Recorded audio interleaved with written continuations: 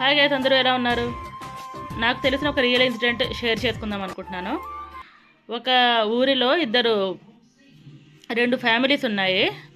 ఆ ఆ రెండు ఫ్యామిలీస్లో ఇద్దరు యజమానులు కూడా ఒక రోడ్డు ప్రమాదంలో ఒకటేసారి చనిపోయారు.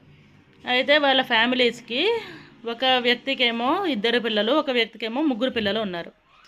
వాళ్ళిద్దరూ కలిపి ఒక ఇన్సూరెన్స్, ఇద్దరు కూడా ఒకటే ఇన్సూరెన్స్ పాలసీ తీసుకుంటే వాళ్ళిద్దరికి ఫ్యామిలీస్కి 5 lakhs వచ్చాయన్నమాట.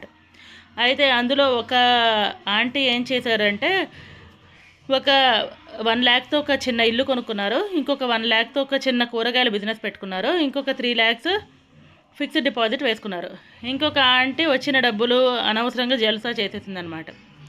ఆ కూరగాయల డబ్బులతోటే తను పిల్లల్ని చాలా చక్కగా చదివించింది. మంచి స్కూల్లో ఆ బిజినెస్ బాగా చేసుకుంటూ మంచి స్కూల్లో వేసి ఇద్దరిని బాగా చదివించింది. వాళ్ళిద్దరికీ కూడా మంచి ఉద్యోగాలు ఇప్పుడు స్థిరపడ్డారు. వాళ్ళిద్దరికీ పెళ్ళిళ్ళు చేసింది, వాళ్ళు బాగున్నారు. ఇంకొక ఫ్యామిలీలో ఇంకొక ఆంటీకి వచ్చిన 5 లక్షలు కూడా తను అనవసరంగా ఖర్చు పెట్టేసింది. వ్యసనాలకి బానిస అయిపోయి ముగ్గురు పిల్లల్ని పట్టించుకోకుండా అనారోగ్యంతో చనిపోయింది.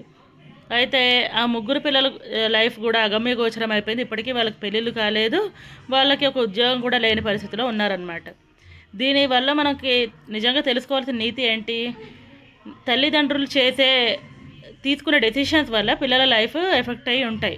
కాబట్టి తల్లిదండ్రులుగా మనం ఎప్పుడు కూడా మన పిల్లలకి మంచి డెసిషన్ తీసుకోవాలి. మీరేమంటారు? ఈ వీడియో నచ్చినట్లయితే లైక్, షేర్, ఇంకా సబ్స్క్రైబ్ చేసుకోండి. మనిషికి ఎప్పుడు కూడా 2 దారులు ఉంటాయి, ఒకటి మంచి, ఒకటి చెడు. కానీ ఆలోచించి మంచి దారిని ఎంచుకోవడం వల్ల మన జీవితంతో పాటు మన పిల్లల జీవితం కూడా బాగుంటుంది. ఈ విషయం ఆలోచించండి.